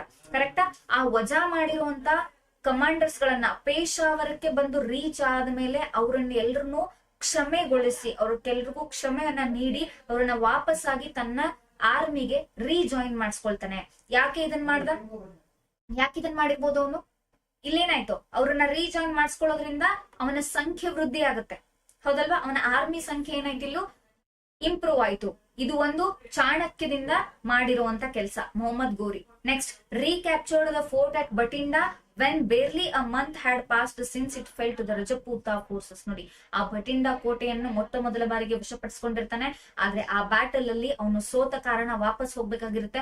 ಮತ್ತೆ ಪೇಶಾವರದಿಂದ ಅದೇ ಬಟಿಂಡಾಗ್ ಬಂದು ಬಟಿಂಡಾದ ಕೋಟೆಯನ್ನ ಮತ್ತೆ ರೀಕ್ಯಾಪ್ಚರ್ ಮಾಡ್ತಾನೆ, ಮರು ವಶಪಡಿಸ್ಕೊಳ್ತಾನೆ. Yes, once again Muhammad Ghori sent a demand to Prithviraj Chauhan to accept him as a suzerain, and just like last time it was refused. ನೋಡಿ, ಮತ್ತೊಮ್ಮೆ ಯುದ್ಧ ಪ್ರಾರಂಭ ಆಗೋಕು ಮುಂಚೆ ಮೊಹಮ್ಮದ್ ಗೋರಿ ಶಾಂತಿ ಒಪ್ಪಂದವನ್ನ ಕಳಿಸ್ತಾನೆ ಪೃಥ್ವಿರಾಜ ಚೌಹಾಣನಿಗೆ. ಸೇಮ್ ಅದೇ ಕಂಡೀಷನ್ಸ್ ಇರುತ್ತೆ, ಮತ್ತೆ ಇಸ್ಲಾಂಗೆ ಕನ್ವರ್ಟ್ ಆಗ್ಬೇಕು, ಅದ್ರ ಜೊತೆಗೆ ಮೊಹಮ್ಮದ್ ಗೋರಿಯ ದಾಸತ್ಯವನ್ನ ಸ್ವೀಕಾರ ಮಾಡ್ಬೇಕು ಅನ್ನೋದು. ಸೊ ಮತ್ತೆ ಪೃಥ್ವಿರಾಜ ಚೌಹಾಣ ರೆಫ್ಯೂಸ್ ಮಾಡ್ತಾನೆ, ತಿರಸ್ಕಾರ ಮಾಡ್ತಾನೆ. Prithviraj Chauhana marched out to meet Muhammad Ghori once again, but the number of men he had raised for his army was below his expectation, as he had sent his commanders campaigning elsewhere in the previous months. ಏನಾಗುತ್ತೆ ಅಂತ ಕೇಳಿದ್ರೆ, ಪೃಥ್ವಿರಾಜ ಚೌಹಾಣ ತನ್ನ ಅಕ್ಕಪಕ್ಕದ ನೆರೆಹೊರೆಯ ರಾಜ್ಯಗಳಿಗೆ ಈ ಸೈನಿಕರನ್ನ ತಮ್ಮ ಸೈನ್ಯದಲ್ಲಿ ವಾಪಸ್ ಜಾಯಿನ್ ಮಾಡಿಸ್ಕೊಳ್ಬೇಕು. ಯಾಕೆ? ಗುರಿದ್ ಪಡೆಯನ್ನ ಸೋಲ್ಸೋದಕ್ಕೆ ಅಂತ ಹೇಳ್ಬಿಟ್ಟು ಕೆಲವೊಂದು ಸೈನಿಕರ ತುಕಡಿಯನ್ನ ಏನ್ ಮಾಡಿರ್ತಾನೆ, ಬೇರೆ ಬೇರೆ ರಾಜ್ಯಗಳಿಗೆ ಕಳ್ಸಿಕೊಟ್ಟಿರ್ತಾನೆ. ಸೊ ಅಲ್ಲಿ ಈ ರಜಪೂತನ ಆರ್ಮಿ ಏನಾಗಿರುತ್ತೆ, ಸ್ವಲ್ಪ ಈ ಮೊಹಮ್ಮದ್ ಗೋರಿ ಎಕ್ಸ್ಪೆಕ್ಟ್ ಮಾಡಿರೋದಕ್ಕಿಂತನೂ ಕೂಡ ಕಡಿಮೆ ಇರುತ್ತೆ ಅಲ್ಲಿ ನಂಬರ್. ಅರ್ಥ ಆಯ್ತಾ? Although contemporary sources exaggerate Prithviraj Chauhan's forces numbered 5 lakh men and 3,000 elephants. ನೋಡಿ, 3,000 ಆನೆಗಳು 5 ಲಕ್ಷ ಸೈನಿಕರು ಇದ್ರು ಅಂತ ನಮಗೆ ಸೋರ್ಸ್ ಅಲ್ಲಿ ಸಿಕ್ಕಿದ್ರು ಕೂಡ ಮಾಡರ್ನ್ ಹಿಸ್ಟರಿಯನ್ಸ್ ಅದನ್ನ ನಂಬೋದಿಲ್ಲ. ದೇ ಬಿಲೀವ್ಡ್ ಓನ್ಲಿ 1 ಲಕ್ಷ ಸೈನಿಕರು ಇರ್ಬೋದು ಅಥವಾ 300 ಆನೆಗಳು ಇದ್ದಿರ್ಬೋದು ಅಂತ ಏನ್ ಮಾಡ್ತಾರೆ, ಪ್ರಿಡಿಕ್ಟ್ ಮಾಡ್ತಾರೆ. ಅದೇ ರೀತಿ facing each other once more on the fields of Tarain, ಅದೇ ಟರೈನ್ ಪ್ರದೇಶದಲ್ಲಿ ಮತ್ತೊಮ್ಮೆ ಪೃಥ್ವಿರಾಜ ಚೌಹಾಣ ಮತ್ತೆ ಆತನ ಸೈನ್ಯ, ಮೊಹಮ್ಮದ್ ಗೋರಿ ಮತ್ತೆ ಆತನ ಆರ್ಮಿ ಫೇಸ್ ಟು ಫೇಸ್ ಏನಾಗುತ್ತೆ, ಯುದ್ಧ ಮಾಡೋದಕ್ಕೆ ಬಂದು ಸೇರ್ಕೊಳ್ಳುತ್ತೆ.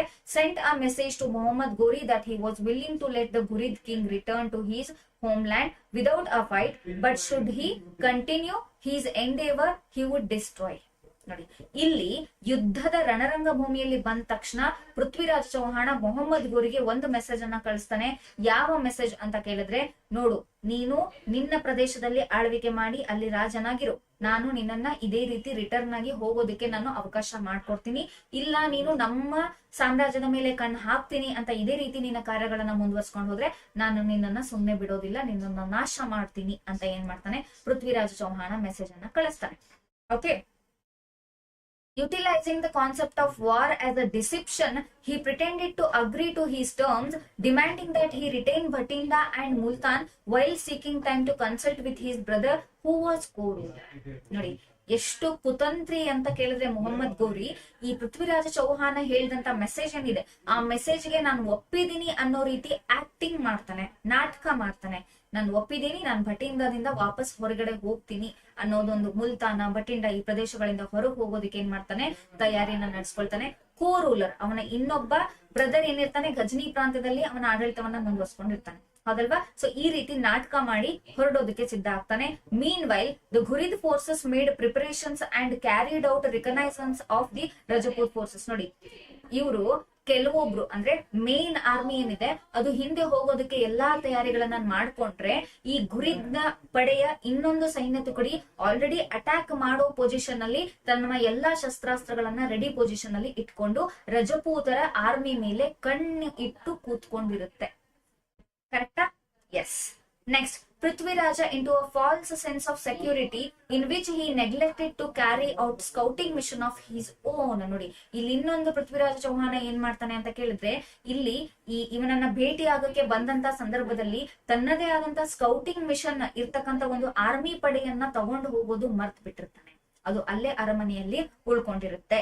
The Ghurid army marched out at the crack of dawn, carrying out a surprise raid in the Rajput camp in which several war elephants were neutralized. ನೋಡಿ, ಏನಾಗುತ್ತೆ, ಈ ಟೆಂಟ್ಗಳು ಎಲ್ಲೇ ಮೀಟಿಂಗ್ ಆದ್ರೂ ಕೂಡ ರಾಜರುಗಳಿಗೆ ಏನಿರುತ್ತೆ, ಅವ್ರದೇ ಒಂದು ಸಪರೇಟ್ ಟೆಂಟ್ ಗಳು ಬೇರೆ ಇರ್ತವೆ, ಇವ್ರದೇ ಸಪರೇಟ್ ಟೆಂಟ್ ಗಳು ಬೇರೆ ಇರ್ತವೆ.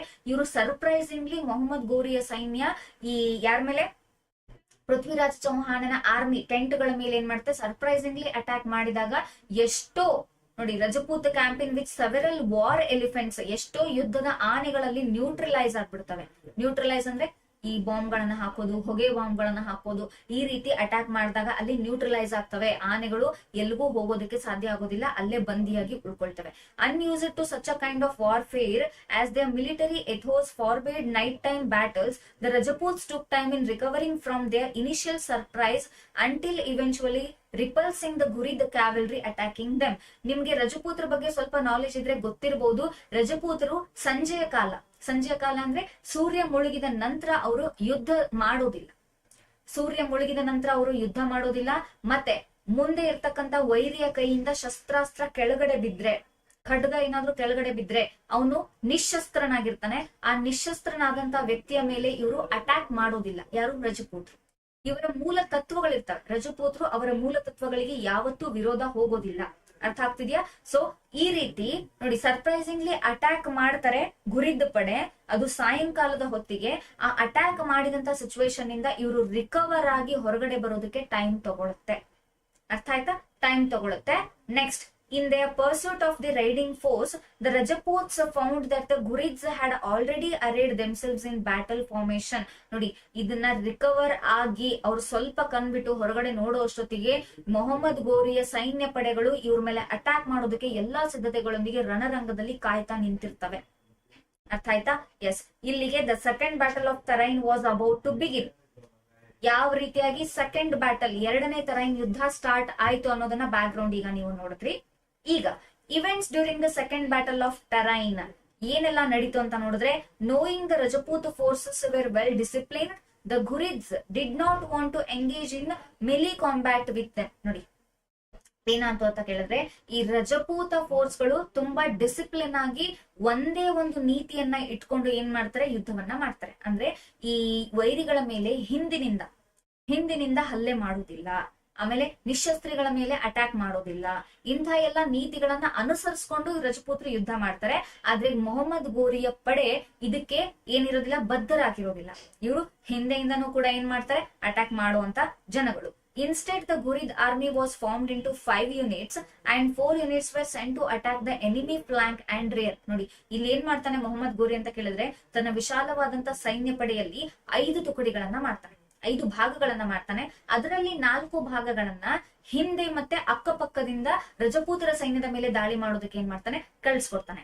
ಒಂದು ಸೈನ್ಯದ ತುಕಡಿ ಮಾತ್ರ ಫ್ರಂಟ್ ಏನಿರುತ್ತೆ ಮುಖಾಮುಖಿಯಾಗಿ ಫೇಸ್ ಮಾಡೋದಕ್ಕೆ ಉಳಿಸ್ಕೊಂಡಿರ್ತಾನೆ.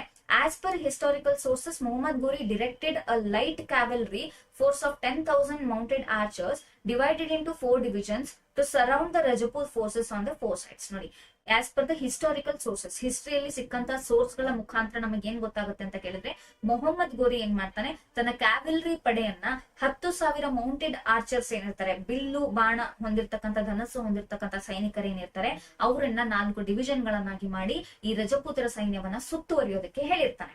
S, he instructed these soldiers not to engage in combat when the enemy advanced to attack and instead feigned a retreat in order to exhaust the Rajputa elephants, horses and infantry. ಇಲ್ಲಿ ಏನಾಯ್ತು? ಈ ಮೊಹಮ್ಮದ್ ಗೋರಿ ಏನ್ ಮಾಡ್ತಾನೆ? ತನ್ನ ಸೈನಿಕರಿಗೆ instruct ಕೊಡ್ತಾನೆ, ಯಾವ ರೀತಿಯಾಗಿ ಈ ರಜಪೂತರ ಅಶ್ವದಳ, ಆನೆ ದಳ ಮತ್ತೆ ಕಾಲ್ದಳವನ್ನ ಏನ್ ಮಾಡ್ಬೇಕು? ಆಕ್ರಮಣ ಮಾಡ್ಬೇಕು, ಸುತ್ತುವರಿಬೇಕು, ಅವರಿಗೆ ಹೋಗೋದಕ್ಕೆ ಅವಕಾಶ ಕೊಡಬಾರ್ದು, ಅವರನ್ನ ಅಲ್ಲೇ ಬಂದಿ ಮಾಡ್ಬೇಕು ಅನ್ನೋದ್ರ ಬಗ್ಗೆ ಅವನು ಗೈಡ್ ಮಾಡ್ತಾನೆ, ಸೂಚನೆಗಳನ್ನ ನೀಡುತ್ತಾನೆ. ದೆನ್ ಗೋರಿ ಚೇಂಜ್ಡ್ ಹೀಸ್ ಟ್ಯಾಕ್ಟಿಕ್ಸ್. ಟ್ಯಾಕ್ಟಿಕ್ಸ್ ಅಂದ್ರೆ ಏನು? ಟ್ಯಾಕ್ಟಿಕ್ ಅಂದ್ರೆ ತನ್ನ ಪ್ಲಾನಿಂಗ್ ಪ್ಲಾಟಿಂಗ್ ಏನಿರುತ್ತೆ ಅದನ್ನ ಸಡನ್ಲಿ ಚೇಂಜ್ ಮಾಡ್ತಾನೆ. He employed a tactic that had been the mainstay of horse archers for centuries, a feigned retreat. ನೋಡಿ, ತನ್ನ ಈ ಹಾರ್ಸ್ ಆರ್ಚರೀಸ್, ಅಶ್ವದಳದ ಮೇಲಿರ್ತಕ್ಕಂಥ ಬಿಲ್ಲು ಬಾಣ ಹೊಂದಿರ್ತಕ್ಕಂಥ ಏನ್ ಸೈನಿಕರು ಇರ್ತಾರೆ, ಅವರನ್ನ ಇಟ್ಕೊಂಡು ಒಂದು ಪ್ಲಾನ್ ಅನ್ನ ಏನ್ ಮಾಡ್ತಾನೆ? ಸಡನ್ ಆಗಿ ಚೇಂಜ್ ಮಾಡ್ತಾನೆ. ಅಲ್ಲಿ as expected the Rajput forces charged the supposedly retreating unit. ಇಲ್ಲೇನಾಗುತ್ತೆ? As expected, Mohammad Ghori expect ಮಾಡಿದ ರೀತಿಯಲ್ಲೇ ರಜಪೂತರ ಆರ್ಮಿ, ಸೈನ್ಯ ಪಡೆಗಳು ಈತನ ಪಡೆಗಳ ಮೇಲೆ ಏನ್ ಮಾಡ್ತಾರೆ? ಆಕ್ರಮಣ ಮಾಡ್ತಾರೆ. ಆಗ the remaining Ghurid sources then attacked and some of the Rajput troops fled in panic while others stood their ground and fought to the last breath. ನೋಡಿ, ಈ 4 ದಿಕ್ಕಿನ ಕಡೆಯಿಂದ ಅವರನ್ನ ಆಕ್ರಮಣ ಮಾಡಿದಂತ ಸಂದರ್ಭದಲ್ಲಿ ಯಾರಿಗೆ ಆಗ್ಲಿ ಸಹ ಏನಾಗುತ್ತೆ? ಸ್ವಲ್ಪ ಪ್ಯಾನಿಕ್ ಆಗುತ್ತೆ. ಅದೇ ರೀತಿ ರಜಪೂತರ ಸೈನಿಕರಿಗೆ ಸ್ವಲ್ಪ ಪ್ಯಾನಿಕ್ ಉಂಟಾಗಿ ಕೆಲವೊಬ್ರು ಏನ್ ಮಾಡ್ತಾರೆ? ಮೊಟ್ಟ ಮೊದಲ ತರೈನ್ ಕಾಳಗದಲ್ಲಿ ಮೊಹಮ್ಮದ್ ಗೋರಿಯ ಪಡೆ ಮಾಡಿತ್ತಲ್ಲ, ಪಲಾಯನಗೊಂಡಿತ್ತಲ್ಲ ರಣರಂಗದಿಂದ ಬಿಟ್ಟು, ಅದೇ ರೀತಿ ಸ್ವಲ್ಪ ಜನ ರಣರಂಗದಿಂದ ಓಡ್ ಹೋಗ್ತಾರೆ. ಇನ್ನು ಕೆಲವೊಂದ್ ಜನ ನಾವು ಸಿಕ್ಕಾಕೊಂಡಿದೀವಿ, ಇಲ್ಲಿ ನಮ್ಮ ಕೊನೆ ಉಸಿರು ಇರೋವರೆಗೂ ನಾವು ಯುದ್ಧ ಮಾಡ್ತೀವಿ ಅಂತ ತಮ್ಮ ಕೊನೆ ಉಸಿರು ಇರೋವರೆಗೂ ಏನ್ ಮಾಡ್ತಾರೆ? ಫೈಟ್ ಮಾಡ್ತಾರೆ.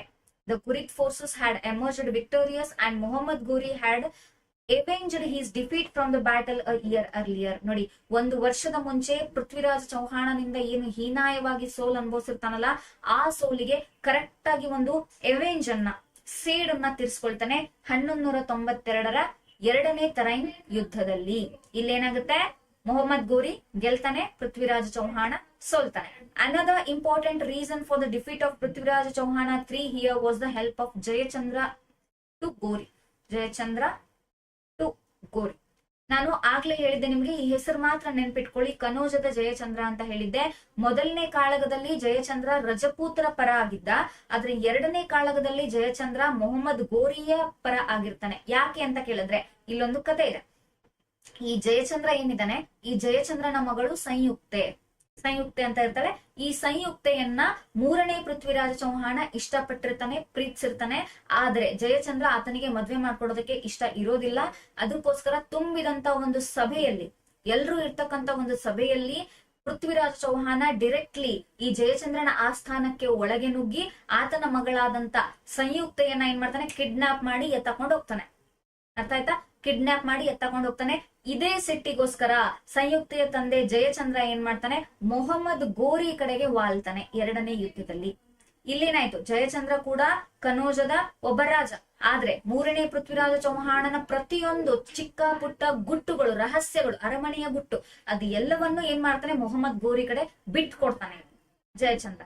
ಸೊ ಇದು ಒಂದು ಸೋಲಿಗೆ ಕಾರಣ ಆಯ್ತು ಅಂತ ಹಿಸ್ಟರಿಯನ್ಸ್ ಗಳು ಹೇಳ್ತಾರೆ. ರೀಸನ್ ಫಾರ್ ಹೆಲ್ಪಿಂಗ್ ಜಯಚಂದ್ರ ಗೋರಿ ಏನು ಅಂತ ಕೇಳಿದ್ರೆ, third Prithviraj Chauhan abducted Jayachandra's daughter Samyukta from the packed hall as he loved her. ನೋಡಿ, ಆಕೆನ ಪ್ರೀತಿಸಿರೋ ಕಾರಣಕ್ಕೆ ಏನ್ ಮಾಡ್ತಾನೆ, ತುಂಬಿದ ಸಭೆಯಿಂದ ಕಿಡ್ನಾಪ್ ಮಾಡಿ ಕರ್ಕೊಂಡ್ ಹೋಗಿರ್ತಾನೆ.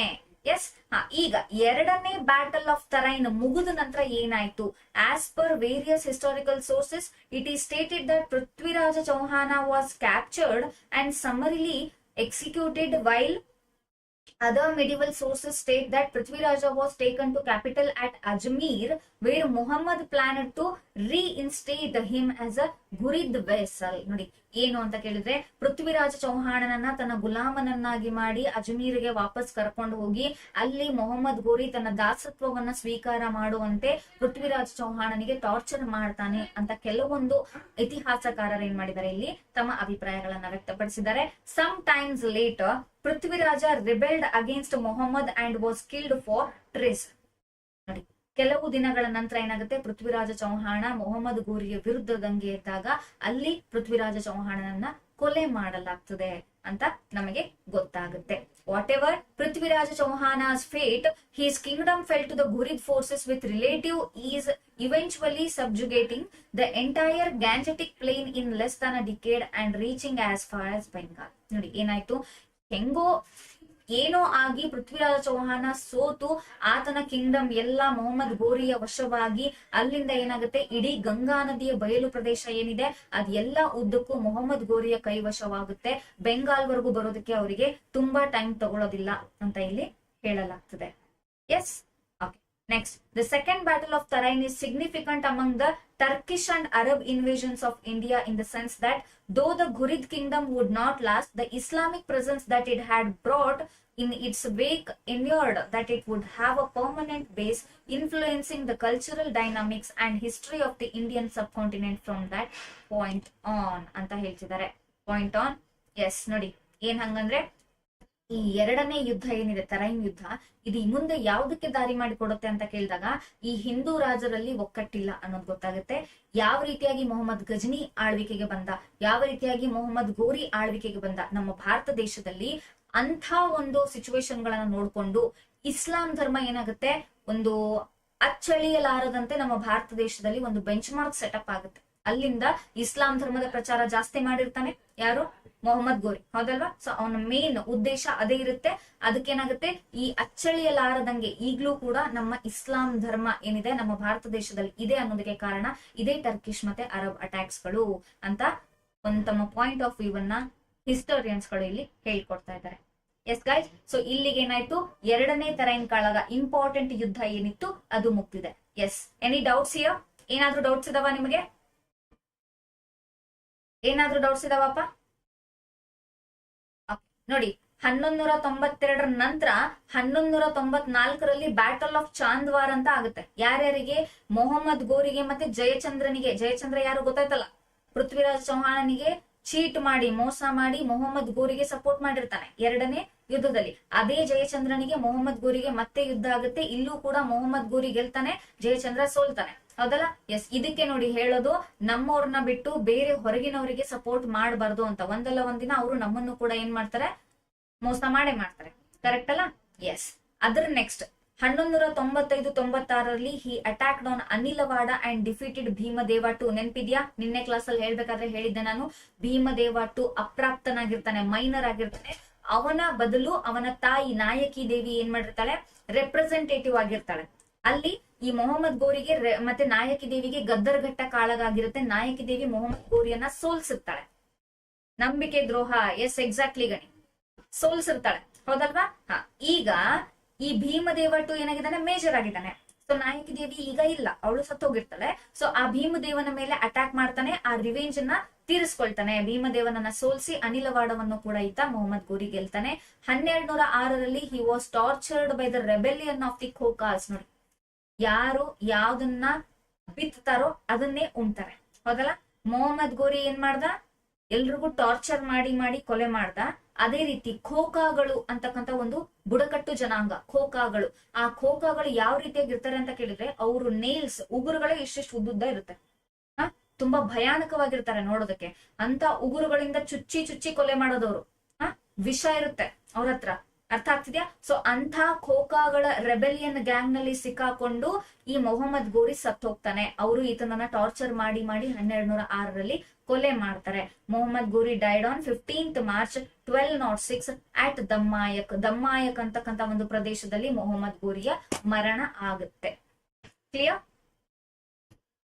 ಎಸ್. ವೀರ ರಾಜೇಂದ್ರ ಬಹದ್ದೂರ. ಲೋಕೇಶ್, ಇವ್ರ್ಯಾರು? ಇಲ್ಲಾಕ್ ಬಂದ್ರು ರಾಜೇಂದ್ರ ಬಹದ್ದೂರ್? ಓಕೆ, ನೋಡಿ. Since Mohammad Ghori had no male children, his 4 general leaders shared the kingdom. ನೋಡಿ, ಮೊಹಮ್ಮದ್ ಗೋರಿಗೆ ಗಂಡು ಸಂತಾನಗಳು ಇರೋದಿಲ್ಲ. ಆದ ಕಾರಣ ಆತನ ಮರಣದ ನಂತರ ಆತನ ದಂಡ ನಾಯಕರು ಇರ್ತಾರೆ. ದಂಡ ನಾಯಕರು ಅಂದ್ರೆ ಈ ಜನರಲ್ಸ್ ಅಂತ ಹೇಳ್ತೀವಲ್ಲ, ಕ್ಯಾಪ್ಟೈನ್ಸ್, ಸೇನಾಪತಿಗಳು. ಹೌದಲ್ಲ? ಆ ದಂಡ ನಾಯಕರು 4 ಜನ ಇರ್ತಾರೆ. ಅವರು ಮಾತಾಡ್ಕೊಂಡು ಏನ್ ಮಾಡ್ತಾರೆ, ಆ ಮೊಹಮ್ಮದ್ ಗೋರಿ ಗೆದ್ದಿರ್ತಕ್ಕಂತ ಎಲ್ಲಾ ಸಾಮ್ರಾಜ್ಯವನ್ನ ತಮ್ಮೊಳಗೆ ಡಿವೈಡ್ ಮಾಡ್ಕೊಳ್ತಾರೆ. ಯಾರ್ಯಾರು? ಮೊದಲನೇವನು ಕುತುಬುದ್ದೀನ್ ಐಬಕ್, ದೆಹಲಿ ಪ್ರಾಂತ್ಯವನ್ನ ತಗೊಳ್ತಾನೆ. ಎರಡನೇವನು ನಾಸಿರುದ್ದೀನ್ ಕಬಾಚ್, ಪಂಜಾಬ್ ಪ್ರಾಂತ್ಯವನ್ನ ತಗೊಳ್ತಾನೆ. ಮೂರನೇವನು ಬಖ್ತಿಯಾರ್ ಖಿಲ್ಜಿ, ಬೆಂಗಾಲ್ ಪ್ರಾಂತ್ಯವನ್ನ ತಗೊಳ್ತಾನೆ. 4ನೇವನು ತಾಜುದ್ದೀನ್ ಎಲ್ದೂಜ್, ಕಾಬೂಲ್ ಪ್ರಾಂತ್ಯವನ್ನ ತಗೊಳ್ತಾನೆ. ಅರ್ಥ ಆಯ್ತಾ? ಸೊ ಗಂಡು ಸಂತಾನ ಇಲ್ಲದೆ ಇರೋದ್ರಿಂದ ಈ 4 ದಂಡ ನಾಯಕರು ಆತ ಗೆದ್ದಿರ್ತಕ್ಕಂತ ಇಡೀ ಸಾಮ್ರಾಜ್ಯವನ್ನ ಈ ರೀತಿಯಾಗಿ ಡಿವೈಡ್ ಮಾಡ್ಕೊಳ್ತಾರೆ. ಲೋಕೇಶ್ ಅವರಿಗೆ ಆಪ್ತ ಮಿತ್ರ ಮೂವಿ ನೆನಪಾಯ್ತು ನೋಡ್ರಪ್ಪ. ಓಕೆ, ಸೊ ನೋಡಿ, ನೆಕ್ಸ್ಟ್ ಚಾಪ್ಟರ್ ನಿಮಗ್ ಬರೋದು ಡೆಲ್ಲಿ ಸುಲ್ತಾನೇಟ್. ಇಲ್ಲಿಂದಾನೇ ಸ್ಟಾರ್ಟ್ ಆಗೋದು. ಡೆಲ್ಲಿ ಪ್ರಾಂತ್ಯವನ್ನ ಯಾರು ತಗೊಂಡಿದ್ದಾರೆ? ಕುತುಬುದ್ದೀನ್ ಐಬಕ್. ಎಸ್, ಇಲ್ಲಿಂದ ನೆಕ್ಸ್ಟ್ ಚಾಪ್ಟರ್ ನಿಮ್ಗೆ ಸ್ಟಾರ್ಟ್ ಆಗುತ್ತೆ. So Turkey attacks on India chapter ಇಲ್ಲಿಗೆ ಮುಕ್ತಾಯ ಆಯ್ತು. ಕ್ಲಿಯರ್? ಏನಾದ್ರೂ ಡೌಟ್ಸ್ ಇದ್ರೆ ಕ್ಲಾರಿಫೈ ಮಾಡ್ಕೊಳ್ಳಿ. ಅಂಡ್ ಒನ್ ಮೋರ್ ಥಿಂಗ್ ಏನು ಅಂತ ಹೇಳಿದ್ದೆ ನಾನು, ಪೃಥ್ವಿರಾಜ ಚೌಹಾಣನ ಬಗ್ಗೆ ಒಂದು ಕಥೆ ಇದೆ ಅಂತ ಹೇಳಿದ್ದೆ. ಆ ಕಥೆ ಹೇಳೋದಕ್ಕೆ ಇವತ್ತು ಟೈಮ್ ಸಿಗ್ಲಿಲ್ಲ ನನಗೆ. ಓಕೆ, ಸೊ ನೆಕ್ಸ್ಟ್ ಕ್ಲಾಸ್ ನೋಡಿ, ನಾನು ಮಂಡೇ ಅವೈಲೇಬಲ್ ಇಲ್ಲ, ಮಂಡೇ ನನ್ನ ಕ್ಲಾಸ್ ಇರೋದಿಲ್ಲ. ಸೊ ಟ್ಯೂಸ್ಡೇ ಇಂದ ನಾನು ಮತ್ತೆ ಕಂಟಿನ್ಯೂ ಮಾಡ್ತೀನಿ. ಆದ್ರೆ ಡೆಲ್ಲಿ ಸುಲ್ತಾನೇಟ್ ಡೈರೆಕ್ಟ್ಲಿ ಕಂಟಿನ್ಯೂ ಮಾಡ್ತೀನಿ ಗೈಸ್. ಯಾಕೆ ಅಂತ ಕೇಳಿದ್ರೆ, ನಮ್ಮ ಯೂಟ್ಯೂಬ್ ಫ್ರೆಂಡ್ಸ್ಗೂ ಕೂಡ ಈ ಪೃಥ್ವಿರಾಜ ಚೌಹಾಣನ ಕಥೆಯನ್ನ ನಾನು ಹೇಳ್ಬೇಕು ಅನ್ನೋದು ನನ್ನ ಆಸೆ. ಸೊ ಯಾವಾಗ ನೆಕ್ಸ್ಟ್ PGCET ಯೂಟ್ಯೂಬ್ ಅಲ್ಲಿ ಕ್ಲಾಸ್ ಶೆಡ್ಯೂಲ್ ಆಗುತ್ತೆ, ಆವತ್ತು ನಾನು ಪೃಥ್ವಿರಾಜ್ ಚೌಹಾಣನ ಬಗ್ಗೆ ಒಂದು ಕಥೆಯನ್ನ ಹೇಳಿ ಆಮೇಲೆ ಮುಂದಕ್ಕೆ ಹೋಗ್ತೀನಿ. Clear guys? ಸೊ ಗಣಿ ಅವರೇ, ಸಚ್ಚಿ ಅವರೇ, ಎಲ್ರು ಏನ್ ಮಾಡ್ತಾ ಹೋಗಿ, ಶೆಡ್ಯೂಲ್ ಪ್ಲೇ ಲಿಸ್ಟ್ ಅಲ್ಲಿ ಏನು ಇದು ಲೈವ್ ಕ್ಲಾಸಸ್ ಅಲ್ಲಿ ಶೆಡ್ಯೂಲ್ ಅನ್ನ ನೋಡ್ತಾ ಹೋಗಿ. ಯಾವತ್ತು ನಂದು ಹಾಕಿರ್ತಾರೆ ಆವತ್ತನ್ನ ಕ್ಲಾಸ್ ಅನ್ನ ಅಟೆಂಡ್ ಆಗಿ. ಪೃಥ್ವಿರಾಜ ಚೌಹಾಣನ ಕತೆ ಹೇಳೋದು ಇನ್ನು ಪೆಂಡಿಂಗ್ ಉಳಿದಿದೆ. Right guys?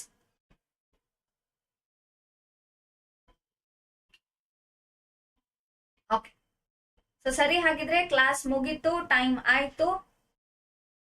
Next class 5:15 reasoning class ಇದೆ. ಆವಾಗಿಂದ ರಮೇಶ್ ಕೇಳ್ತಾ ಇದಾರೆ. So let's end this here only. Everyone tata, bye bye, take care, have a nice evening ಎಲ್ರಿಗೂ. Bye bye. ಮಂಡೇ ನಾನು ಅವೈಲೇಬಲ್ ಇಲ್ಲ Lokesh, so please cooperate. Okay, okay, bye bye, take care every one.